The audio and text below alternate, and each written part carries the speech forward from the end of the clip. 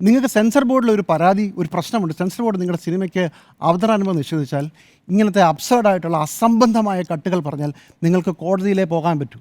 കോടതി പോയാൽ എത്ര കാലം നിങ്ങൾ ഫൈറ്റ് ചെയ്യാൻ പറ്റും?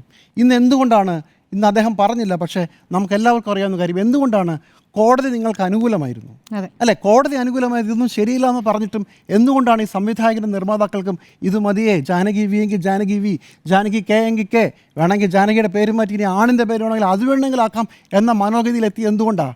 ഈ കോടതിയിൽ ജയിച്ചാൽ വേറെ കോടതിയുണ്ട്, ഹൈക്കോടതി ഡിവിഷൻ ബെഞ്ചുണ്ട്, സുപ്രീം കോടതിയുണ്ട്.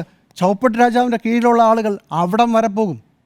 അത്രയും അബ്സേർഡായിട്ടുള്ള ഒരു ആവിഷ്കാര സ്വാതന്ത്ര്യത്തിനെതിരെയുള്ള ഒരു കുതിരകയറ്റം നടന്നുകൊണ്ടിരിക്കുന്ന ഒരു കാലത്ത് ഇനി ഒരാൾക്കും തിരിച്ചൊരു കാര്യം എഴുതാനുള്ള ഒരു ധൈര്യം പോലും ഉണ്ടാവില്ല. ഭൂലെയെക്കുറിച്ചുള്ള സിനിമയുടെ കഥ നമ്മൾ കഴിഞ്ഞ വർഷമാണ് നമ്മൾ കണ്ടത്. ഭൂലെ എന്ന് പറയുന്ന സാമൂഹ്യ പരിഷ്കർത്താവിൻ്റെ സിനിമയ്ക്ക് പറഞ്ഞ കട്ടെന്താണെന്നറിയാമോ?